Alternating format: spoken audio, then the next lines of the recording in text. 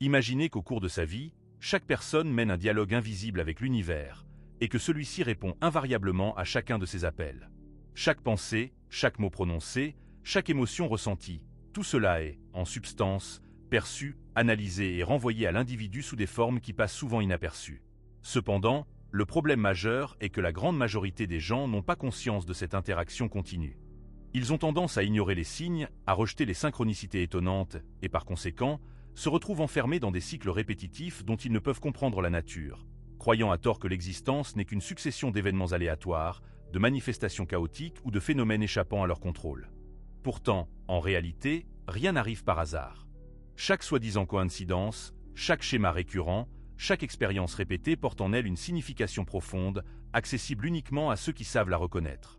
L'univers écoute sans relâche, répond invariablement et reflète constamment l'énergie que l'être humain émet. La véritable question n'est pas de savoir si l'univers écoute, mais si l'homme est capable de parler son langage. Ce document présentera 5 méthodes réelles et pratiques pour interagir avec l'univers et en recevoir des réponses.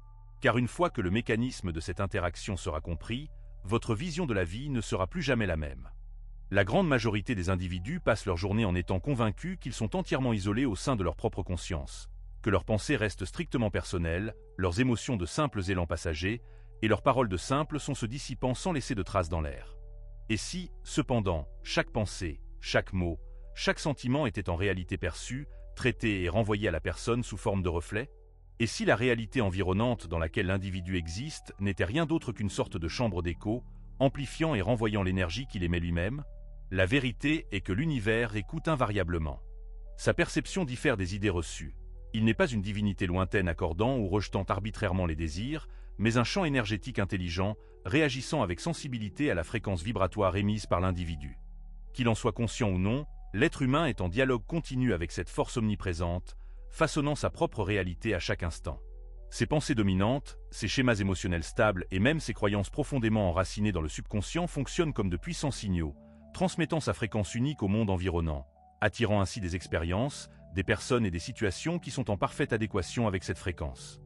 Et ce n'est pas une simple conception abstraite ou une manifestation de la pensée magique. C'est un principe fondamental de la physique. Absolument tout ce qui existe, y compris l'être humain lui-même, est en état de vibration continue. La chaise sur laquelle il est assis, l'appareil qu'il tient dans ses mains, et même les pensées qui traversent son esprit, tout cela est de l'énergie, vibrant à différentes fréquences. Et, tel un poste de radio, l'être humain est constamment syntonisé sur une certaine fréquence, attirant inévitablement à lui des expériences qui sont en parfaite harmonie avec cette fréquence. C'est précisément la raison pour laquelle on observe des schémas répétitifs dans la vie de nombreuses personnes. Qu'il s'agisse de relations similaires, de difficultés financières persistantes ou d'états émotionnels cycliques. Les gens ne réalisent souvent pas qu'ils transmettent encore et encore le même signal dans l'espace, et l'univers, agissant avec une précision impeccable, continue de le refléter. Par exemple, si une personne est constamment concentrée sur l'idée que les autres profitent d'elle, elle rencontrera inévitablement des circonstances qui ne feront que confirmer cette conviction profondément enracinée. Si une personne est constamment préoccupée par sa situation financière, sa réalité monétaire reflètera invariablement le déficit et le manque. Si un individu s'attend à des déceptions, l'univers matérialisera inévitablement ses attentes. Le fond n'est pas que l'existence est injuste, mais que l'énergie ne ment pas. Ce sur quoi l'attention se concentre s'étend inévitablement. Ce que l'on attend, on l'invite dans sa vie. Et ce en quoi l'on croit profondément, on le crée, en substance. Cependant, c'est précisément là que la plupart des gens commettent une erreur critique. Ils croient à tort que l'univers réagit à leurs paroles prononcées, à leurs pensées fugaces ou même à leurs désirs conscients. En réalité, l'univers ne communique pas par le langage des mots, mais par celui des vibrations. Une personne peut déclarer son aspiration au succès, mais si, au fond d'elle-même, elle se sent indigne de celui-ci, sa vibration correspondra toujours à un état de manque. On peut visualiser l'amour, mais si des rancœurs ou de la peur subsistent dans l'âme, l'univers continuera de refléter précisément cela. Au lieu de cela, l'énergie que l'individu porte en lui dicte ce qu'il reçoit. Et ce ne sont pas seulement les mots qu'il prononce, ni seulement les choses dont il rêve, mais la fréquence sur laquelle il existe chaque jour. C'est pourquoi la conscience acquiert une importance primordiale. Car au moment où une personne prend conscience des signaux qu'elle envoie, elle acquiert la capacité de les modifier. Et lorsqu'elle change sa fréquence, l'univers n'a d'autre choix que de répondre de la même manière. La plupart des gens vivent toute leur vie sans être conscients de ce processus profond, convaincus que la vie leur arrive simplement, plutôt que d'être façonnée par leur état intérieur. Mais une fois cette vérité révélée, il est impossible de la dévoir. Dès que l'on comprend que la réalité n'est pas quelque chose de séparé de soi, mais quelque chose que l'on façonne soi-même, tout dans sa perception change radicalement. Certaines vérités sont trop puissantes pour être universellement accessibles. C'est précisément la raison pour laquelle une ressource a été créée, révélant des connaissances considérées comme trop confidentielles pour le grand public. Car voici ce qu'on ne dit généralement pas. Consciemment ou inconsciemment, chaque personne est déjà en communication continue avec l'univers. Cependant, la vraie question est de savoir si elle envoie le bon message. Si un individu cherche à changer ce que l'univers lui reflète, il doit changer ce qu'il émet. Et ce processus commence par la maîtrise de l'outil le plus puissant de tous, sa propre énergie. L'être humain n'attire pas ce qu'il désire, mais ce qu'il est. C'est une vérité fondamentale qui distingue ceux qui semblent manifester leur désir sans effort apparent de ceux qui luttent constamment, qui ont l'impression que, quoi qu'ils fassent, rien ne va comme il faut. La raison en est que la plupart des gens tentent de communiquer avec l'univers en utilisant le mauvais langage. Ils ont recours aux mots, aux désirs et aux supplications désespérées, croyant à tort que s'ils prononcent suffisamment souvent les bonnes choses, quelque chose changera. Cependant, l'univers n'entend pas les mots, il perçoit l'énergie. Il réagit à la vibration. Tout dans l'existence fonctionne sur une fréquence donnée. Un poste de radio doit être syntonisé sur la bonne station pour capter le signal. Une note de musique vibre à une hauteur spécifique qui détermine sa sonorité unique. Le corps humain lui-même est un champ énergétique en constante oscillation, où chaque pensée, chaque émotion, chaque état d'être transmet un signal unique au monde environnant. Et, tel un aimant, l'être humain attire des expériences qui correspondent parfaitement à cette fréquence. C'est pourquoi deux personnes se trouvant dans la même situation peuvent obtenir des résultats complètement différents. L'une découvre des opportunités là où l'autre ne voit que des obstacles insurmontables. Ce n'est pas de la simple chance, c'est le résultat d'un alignement. Rappelez-vous les moments où vous vous êtes senti vraiment heureux, profondément satisfait, en paix. Pendant ces périodes, tout semblait couler sans effort. Les bonnes personnes se présentaient, les idées venaient facilement, les solutions apparaissaient comme par magie. Pensez maintenant au moment où vous étiez envahi par la peur, la frustration ou le doute. Tout semblait être une lutte, et quoi que vous fassiez, quelque chose allait toujours de travers. Ce n'est pas une coïncidence, c'est une résonance. L'état dans lequel se trouve une personne dicte ce que la réalité lui apporte. La joie, la gratitude et l'amour vibrent à des fréquences élevées. Elles augmentent l'énergie d'une personne, élargissent sa présence et attirent des expériences correspondant à cet état élevé. La peur, le doute et le ressentiment, en revanche, opèrent à des fréquences plus basses, rétrécissant le champ de perception et attirant la lutte, la résistance et les limitations. C'est pourquoi les personnes qui s'attendent constamment au pire le reçoivent souvent, et pourquoi celles qui portent en elles un sentiment de confiance et d'abondance semblent recevoir des opportunités inaccessibles aux autres. L'univers ne porte pas de jugements moraux, il se contente de correspondre au signal que l'on envoie. Cependant, c'est là que la plupart des gens rencontrent des difficultés. Ils essaient d'imposer la positivité, croyant à tort que s'ils se contentent de prononcer des affirmations ou de faire semblant d'être heureux, ils pourront tromper l'univers. Cette approche ne fonctionne pas. L'énergie n'est pas seulement ce que l'on dit, c'est ce que l'on ressent profondément. On peut se dire 1000 fois que l'on a réussi, mais si au fond de soi on se sent un échec, cette vibration intérieure l'emporte sur les mots.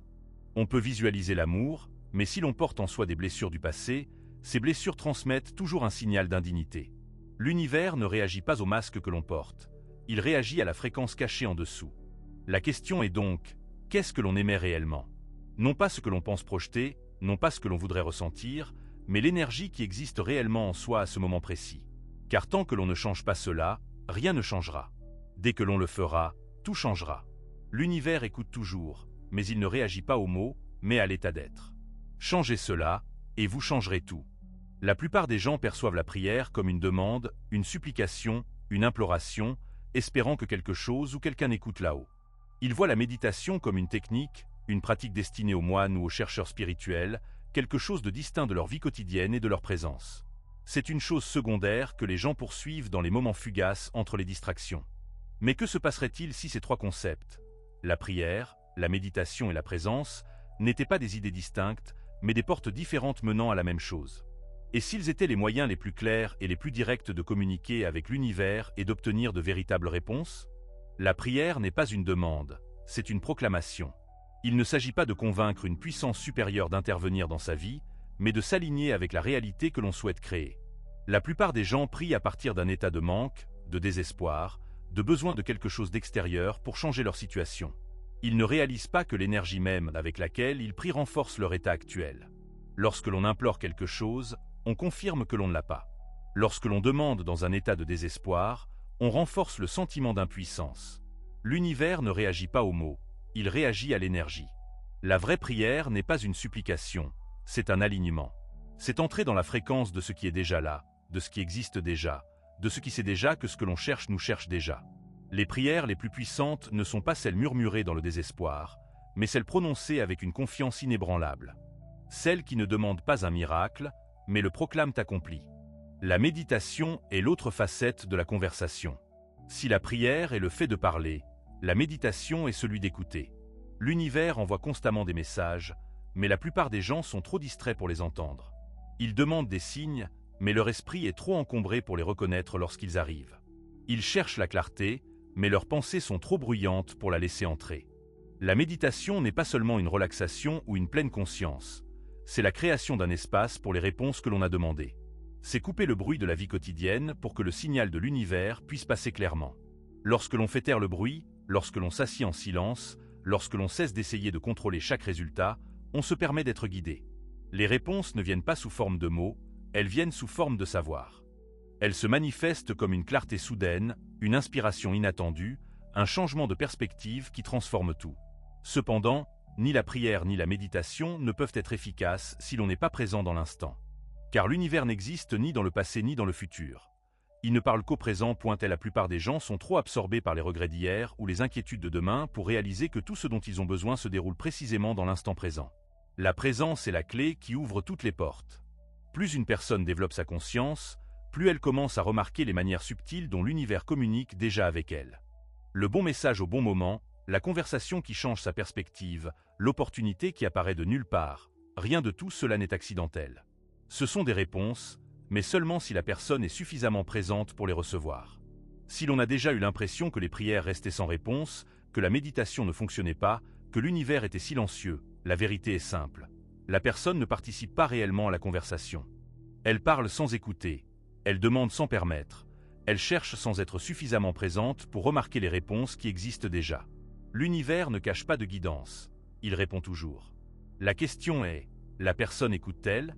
L'esprit humain n'est pas seulement un dépôt de souvenirs, c'est le plan de la réalité. Chaque image qu'il garde à l'esprit, chaque scène qu'il rejoue, chaque futur qu'il imagine, ce ne sont pas seulement des pensées, ce sont des instructions. L'univers n'écoute pas seulement les mots d'une personne, il observe le film mental qu'elle rejoue en boucle. Et qu'elle en soit consciente ou non, ce film façonne la vie qu'elle expérimente. La plupart des gens ne comprennent pas la véritable puissance de la visualisation parce qu'ils supposent que ce n'est que de la rêverie, de la pensée magique, quelque chose de passif. Ils le voient comme l'imagination de quelque chose de désiré dans l'espoir que cela apparaisse comme par magie. Mais la vraie visualisation est active. C'est un processus énergétique de changement de la réalité de l'intérieur vers l'extérieur. Lorsque l'on visualise, on ne fait pas que penser à quelque chose, on le vit avant que cela n'arrive. Et lorsqu'elle est faite correctement, cela peut être l'un des moyens les plus puissants de communiquer avec l'univers. Le cerveau humain ne fait pas la différence entre une expérience vivement imaginée et une expérience réelle. Des études ont montré que lorsqu'une personne imagine quelque chose dans les moindres détails, les mêmes zones de son cerveau s'activent que si elle le vivait réellement. C'est pourquoi les athlètes d'élite pratiquent la répétition mentale avant les compétitions, pourquoi les entrepreneurs à succès visualisent leurs objectifs comme s'ils les avaient déjà atteints. Parce que l'esprit, lorsqu'il est pleinement engagé, commence à influencer le corps, les émotions et, finalement, la réalité extérieure elle-même. Mais la visualisation n'est pas seulement une question de vision, c'est une question de sensation. La plupart des gens se concentrent sur l'image, mais la vraie clé est l'émotion qui y est attachée. Plus le sentiment est fort, plus le signal que l'on envoie est puissant. Il ne suffit pas de s'imaginer réussir, il faut ressentir la joie qui en découle. Il ne suffit pas d'imaginer l'amour, il faut ressentir sa chaleur, sa sécurité, sa présence dans sa vie. C'est là que la plupart des gens se trompent. Ils visualisent ce qu'ils veulent tout en portant l'énergie du doute, de la peur ou de l'indignité. Ils voient le rêve, mais n'entrent pas dans son ressenti. Et l'univers ne réagit pas à ce que l'on veut, mais à ce que l'on incarne. Si l'on veut des preuves que la visualisation fonctionne, il faut regarder les fois où l'on l'a involontairement utilisée à l'envers. Pensez au moment où l'on a rejoué les pires scénarios dans son esprit, imaginant tout ce qui pouvait mal tourner, ressentant la peur comme si elle était déjà réelle. Combien de fois ces peurs imaginées se sont-elles réalisées ? Ce n'était pas une coïncidence, c'était une manifestation involontaire. C'était la visualisation à l'envers. On visualise déjà chaque jour. La question est, le fait-on consciemment ou laisse-t-on ses peurs et ses doutes diriger ce processus? Si l'on savait que chaque image mentale est une graine plantée dans le tissu de la réalité, on serait plus prudent quant à ce sur quoi on se concentre. On commencerait à voir la visualisation non pas comme une rêverie passive, mais comme un message direct à l'univers. Et lorsque l'on combine la clarté, le sentiment et la répétition, on ne fait pas que s'imaginer le futur, on commence à le créer. Les mots que l'on prononce façonnent sa réalité, mais pas de la manière dont la plupart des gens le pensent. Il ne s'agit pas de répéter des phrases positives jusqu'à ce que l'univers exauce son vœu. Il ne s'agit pas de dire « je suis un succès » quand au fond de soi on se sent un échec. La véritable puissance des affirmations ne réside pas dans les mots eux-mêmes, mais dans ce que ces mots font au subconscient d'une personne. Car si l'on ne change pas les croyances qui fonctionnent en arrière-plan, aucun nombre de mots ne changera sa réalité. Le subconscient d'une personne est le système d'exploitation de sa vie. Il dicte ses pensées, ses habitudes, ses réactions et, finalement, ce qu'elle attire. Dès la naissance, il a été programmé par sa famille, sa culture, les expériences qui l'ont façonné. Si on lui a dit que l'argent est difficile à gagner, que les relations sont pleines de luttes ou qu'elle n'est pas assez bien, ces messages ne sont pas restés simplement dans son esprit. Ils sont devenus son identité. Et une fois qu'une croyance est acceptée par le subconscient, elle fonctionne en arrière-plan, influençant tout, même sans la conscience de la personne. Les affirmations fonctionnent parce qu'elles réécrivent ces programmes obsolètes. Elles agissent comme un code, reprogrammant le subconscient avec de nouvelles instructions. Mais pour qu'elles fonctionnent, elles doivent être faites correctement. On ne peut pas simplement répéter des mots comme un perroquet, en espérant que quelque chose s'accroche. Si les mots que l'on prononce contredisent ses croyances profondément enracinées, son subconscient les rejette. C'est pourquoi les gens qui prononcent des affirmations sans conviction ont souvent l'impression que rien ne change. Ils disent une chose, mais en croient une autre, et le subconscient suivra toujours la croyance, pas les mots. La clé pour que les affirmations fonctionnent est la congruence émotionnelle. Il faut ressentir les mots comme une vérité, et non pas simplement les prononcer. Quand on dit « je suis digne », il ne s'agit pas de le dire simplement. Il faut trouver un moment dans sa vie, aussi petit soit-il, où l'on s'est vraiment senti digne. S'ancrer dans ce sentiment, le laisser s'étendre en soi. Parce que l'univers ne réagit pas aux mots vides, il réagit à la vibration que ces mots créent en soi. Une autre erreur que les gens commettent est d'utiliser les affirmations uniquement lorsqu'ils se sentent désespérés, essayant de forcer un changement par peur. Mais les affirmations ne sont pas une fuite de la réalité actuelle, c'est une entrée dans une nouvelle.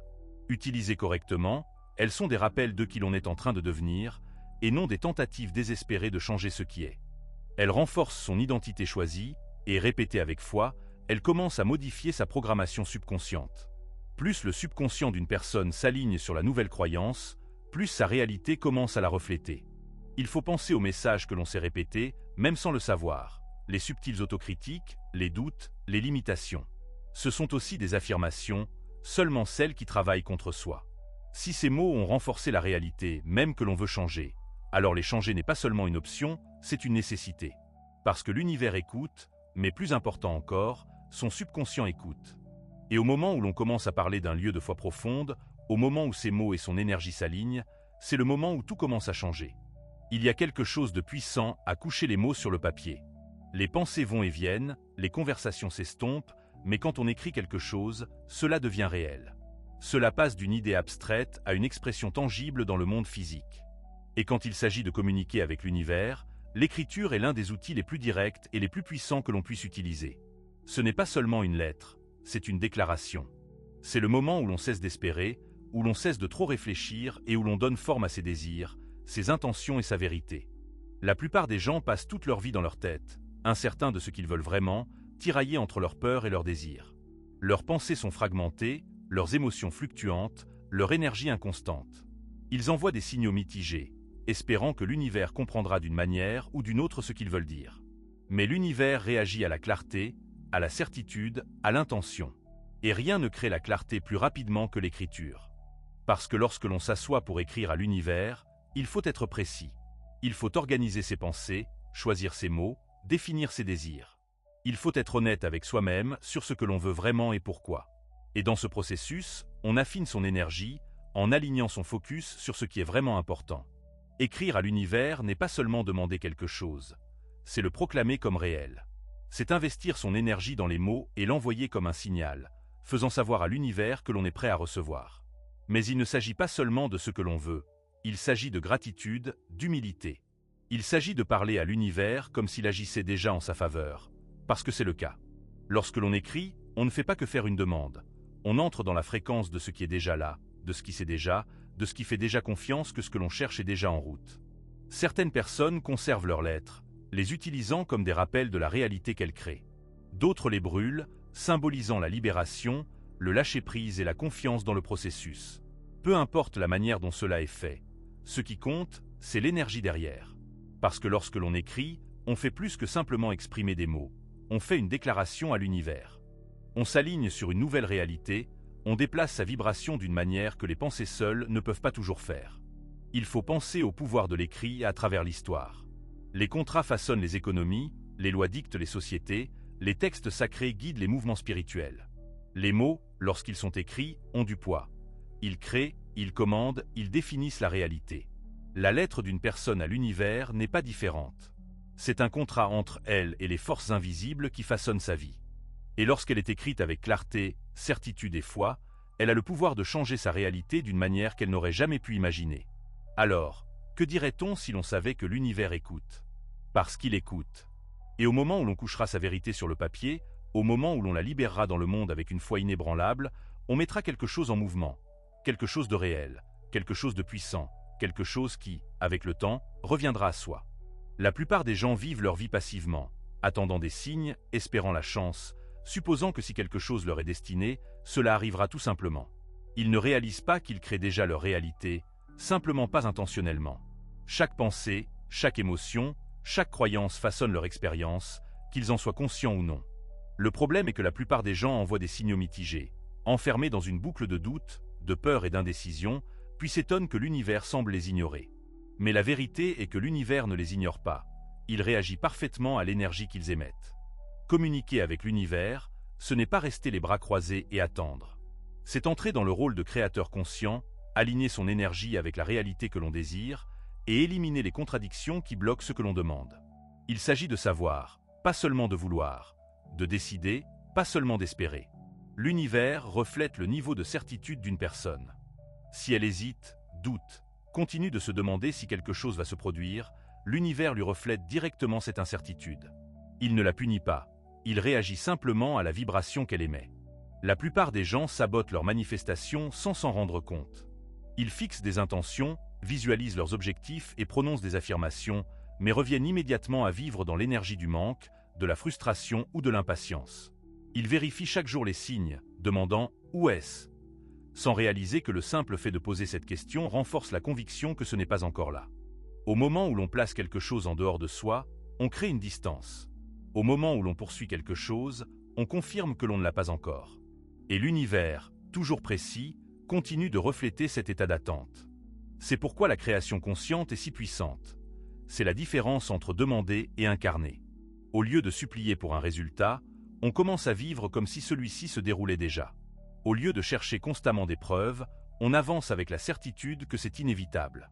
L'univers réagit toujours à ce que l'on est dans l'instant présent et non à ce que l'on veut être un jour. C'est le changement, c'est la clé. Et voici ce que la plupart des gens manquent. La réalité ne teste pas une personne, elle réagit à elle. Après avoir fixé une intention, tout semble devenir plus difficile, ce n'est pas parce que l'on est bloqué. C'est parce que ces anciens schémas remontent à la surface. On a demandé une expansion, et maintenant l'univers lui montre ce qu'il faut encore lâcher. Mais la plupart des gens interprètent ces moments comme des échecs, comme la preuve que ce qu'ils veulent ne fonctionne pas, et ils reviennent à leurs vieilles habitudes de doute. Ils ne réalisent pas que s'ils avaient simplement maintenu leur alignement un peu plus longtemps, s'ils étaient restés sur la fréquence du savoir, le changement se serait produit. Parce qu'en fin de compte, l'univers ne donne pas à une personne ce qu'elle veut, il lui donne ce qu'elle est. Et quand elle devient celle qui fait entièrement confiance, qui incarne entièrement, qui s'aligne entièrement avec la réalité qu'elle désire, l'univers n'a d'autre choix que de le refléter. Ce n'est pas de la magie, ce n'est pas de la pensée magique. C'est ainsi que la réalité a toujours fonctionné. La question est, est-on enfin prêt à entrer dans ce pouvoir? La plupart des gens passent toute leur vie à poser des questions, mais ne s'arrêtent jamais pour entendre les réponses. Ils prient pour être guidés, implorent des signes, demandent de la clarté, puis retournent immédiatement à leur routine, étouffant les messages mêmes qu'ils ont demandés. Ils s'attendent à ce que l'univers parle par de grands gestes, des lumières clignotantes, de manière forte et évidente, sans réaliser que les réponses les plus profondes viennent souvent en chuchotement, dans les moindres détails, dans des moments que la plupart des gens manquent. L'univers répond toujours, reflète toujours, guide toujours. Mais si l'on ne fait pas attention, on le manquera. Les signes sont partout. Ils se manifestent sous forme de synchronicité, de schémas répétitifs, d'éclairs soudains d'intuition, de rencontres inattendues et de sensations viscérales qui semblent venir de nulle part. Ce ne sont pas des coïncidences. Ce sont des messages, des réponses à l'énergie que l'on a envoyée quand on pense à quelqu'un et que cette personne appelle soudainement. Quand on entend la même phrase plusieurs fois dans la même journée. Quand on continue de voir les mêmes chiffres ou symboles. Ce ne sont pas des événements aléatoires, ce sont des réponses. Mais la plupart des gens les rejettent, les rationalisent ou les écartent comme étant insignifiants. Ce faisant, les gens se coupent de la guidance même qu'ils cherchaient. L'une des plus grandes erreurs que les gens commettent est de supposer que s'ils ne reçoivent pas de réponse directe immédiate, l'univers n'écoute pas. Mais l'univers ne fonctionne pas selon les délais humains. Il ne donne pas toujours à une personne ce qu'elle veut, quand elle le veut. Il lui donne ce dont elle a besoin, quand elle est prête. Parfois, la réponse n'est pas un « oui » ou un « non » clair. Parfois, c'est un délai, une réorientation, un moment qui oblige la personne à s'arrêter et à réévaluer. Et parfois, l'absence de réponse immédiate est la réponse elle-même, car le silence n'est pas une absence, c'est un espace pour que la personne écoute plus profondément, affine son énergie, s'aligne avec ce qu'elle demande réellement. Les gens commettent également l'erreur de s'attendre à ce que les réponses arrivent de la manière qu'ils ont imaginée. Ils fixent des attentes qui limitent les façons dont la guidance peut se manifester, et quand elle arrive sous une forme différente, ils ne la reconnaissent pas. Ils demandent un signe, mais ignorent le message qui vient à travers une conversation. Ils demandent de la clarté, mais passent à côté des pensées répétitives qui les poussent dans une certaine direction. Ils veulent de la guidance, mais rejettent leur propre intuition, attendant une confirmation externe au lieu de faire confiance à la connaissance qui est déjà en eux. L'univers ne parle pas toujours avec des mots. Il parle avec des expériences, de la cohérence, le déroulement d'événements qui n'ont de sens qu'après coup. Le plus important, si l'on veut vraiment obtenir des réponses, c'est de lâcher le besoin de contrôle. On ne peut pas exiger quand ou comment l'univers répondra. On ne peut pas micro-gérer le processus ou forcer les événements à se produire selon son calendrier. La vraie communication avec l'univers exige une capitulation, elle exige la confiance. Elle exige d'être suffisamment ouvert pour reconnaître que la réponse peut ne pas venir comme on s'y attend, mais qu'elle viendra comme on en a besoin. La plupart des gens vivront toute leur vie en ignorant les signaux de l'univers, mais la personne commence à voir au-delà de l'illusion. Parce qu'en fin de compte, l'univers répond toujours. La question est, est-on enfin prêt à écouter ? La conversation avec l'univers n'est pas une demande, c'est un devenir. C'est la prise de conscience que l'on n'est pas séparé de l'énergie qui crée les mondes. On n'est pas un mendiant attendant des signes, pas un observateur passif espérant une guidance, pas quelqu'un à la merci du destin. On est un créateur, façonnant sa vie avec chaque pensée, chaque croyance, chaque vibration que l'on émet dans le monde. Et au moment où l'on accepte pleinement cette vérité, tout change. La plupart des gens passent leur vie à chercher une validation externe, cherchant des preuves que l'univers écoute, attendant la permission de croire en leur propre pouvoir. Ils ne réalisent pas que l'acte même d'attendre les maintient piégés. L'univers ne bouge pas le premier, c'est la personne qui bouge. Il ne change pas sa réalité tant qu'elle ne se change pas elle-même. Quand elle incarne la certitude, quand elle agit comme si ce qu'elle désire se déroulait déjà, quand elle aligne ses actions, ses émotions et son énergie avec le futur qu'elle veut créer, l'univers n'a d'autre choix que de se réaligner pour correspondre à sa nouvelle fréquence. Mais il ne s'agit pas de forcer les choses à se produire. Il ne s'agit pas de courir après, de saisir ou de contrôler les résultats. Il s'agit d'entrer dans l'énergie de ce qui est déjà. La plupart des gens comprennent mal la manifestation parce qu'ils pensent qu'il s'agit d'obtenir quelque chose. Mais il ne s'agit jamais d'obtenir, il s'agit d'alignement. Il n'est pas nécessaire de forcer l'amour, l'argent, le succès ou la clarté à venir à soi. Il faut devenir la version de soi-même qui attire naturellement ces choses. Au moment où l'on cesse de voir ses désirs comme quelque chose de séparé de soi et que l'on commence à incarner la fréquence de ce qui est déjà, c'est là que tout commence à changer. Il faut se souvenir des moments de sa vie où tout s'est simplement mis en place, où les opportunités sont apparues sans effort, où l'on a ressenti une connexion profonde avec quelque chose de plus grand que soi. Ce n'étaient pas des coïncidences. C'étaient des moments où son énergie était en parfaite harmonie avec la réalité dans laquelle on entrait. La seule différence entre ce moment-là et maintenant, c'est la conscience. À mesure que la conscience s'approfondit dans ce processus, l'individu acquiert une capacité croissante à le gérer. Plus la personne passe d'une attente passive de signes extérieurs à une confiance profonde dans sa connaissance intérieure, plus l'univers répond activement et pleinement à ses vibrations. Cependant, L'aspect clé est que ce n'est pas une illumination éphémère, mais un mode d'existence holistique. Il ne suffit pas de le pratiquer pendant une courte période, en attendant des transformations instantanées dans sa propre vie. Au contraire, cela exige une immersion totale, une incarnation constante et une vie quotidienne. L'essentiel n'est pas d'espérer vaguement que l'univers écoute, mais de savoir inébranlablement que chaque pas que l'individu fait le guide déjà vers le chemin qui lui est destiné. C'est une compréhension profonde que l'énergie émise revient inévitablement à sa source. C'est la prise de conscience que l'on n'a jamais été impuissant, jamais perdu, et jamais coupé de la source première de toute existence. L'univers ne répond pas seulement aux requêtes, il se meut à l'unisson avec l'individu. Au moment où la personne affirme son rôle de créateur conscient, où elle cesse de douter, d'attendre, d'hésiter et entre pleinement dans sa force intérieure, tout commence à se dérouler exactement comme il était prédestiné. Cela se produit non pas parce qu'elle a demandé, mais parce qu'elle est devenue celle qui est capable de l'accepter et de l'incarner.